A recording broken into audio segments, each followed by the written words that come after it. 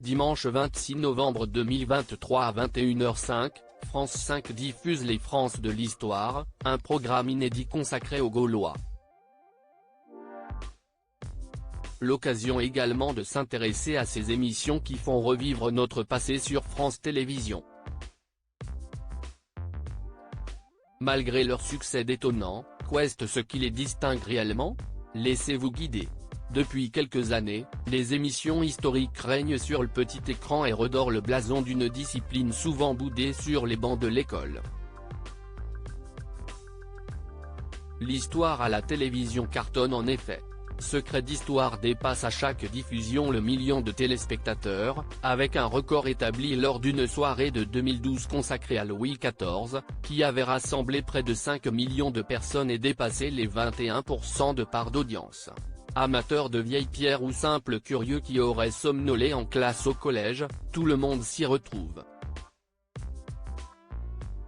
Ce dimanche 26 novembre 2023 à 21h05, un nouveau format nommé Les France de l'Histoire arrive sur France 5 et nous emmène sur les traces de Gaulois. L'occasion d'étudier les différences avec ses cousins secrets d'histoire et laissez-vous guider. Petit tour d'horizon. Les France de l'Histoire, un documentaire historique inédit et décomplexé. Le présentateur, Bruno Solo. Quand il n'est pas sur les planches ou sur un plateau de tournage, il ne dit jamais non à un voyage dans le passé. Si est lui qui était déjà aux commandes de la guerre des trônes, sur France 5. Les thèmes abordés, ce concept s'intéresse à une tranche de notre civilisation, les Gaulois, sans s'attarder sur une personnalité particulière mais en évoquant le mode de vie de l'époque. Les reconstitutions, ce n'est pas grâce à elles que l'émission se distingue. Elles sont classiquement mises en scène et font intervenir des comédiens. On aime l'approche très grand public. On a travaillé en amont et écrit le scénario avec un historien qui a tout relu et certifié. Si est à regarder comme une BD. Souligne Fabrice Franck, le producteur.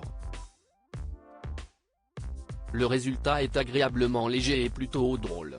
On aime moins, l'émission ne fait pas intervenir d'historiens. Du coup, le propos ne semble pas toujours étayé. Secret d'Histoire, l'émission historique la plus iconique. Le présentateur, Stéphane Bern, si est un peu le monsieur patrimoine du petit écran. Depuis 2007, il anime ce rendez-vous culturel incontournable de France Télévisions. Les thèmes abordés, chaque numéro compte la vie d'un grand personnage, mais pas n'importe lequel. Il faut absolument qu'il ait un destin romanesque, raconte Jean-Louis Remieux, son producteur. Napoléon Ier, Jules César, Cléopâtre, les personnalités les plus marquantes ont été passées à la loupe du programme de France 3. Les reconstitutions, la production les appelle des évocations. Incarnées par des comédiens et tournées dans des monuments historiques, elles ont une dimension cinématographique et sont souvent très réussies. Elles illustrent bien les propos des spécialistes qui témoignent. On aime la passion et la jovialité sans faille de Stéphane Bern. La popularité du programme lui doit indéniablement beaucoup.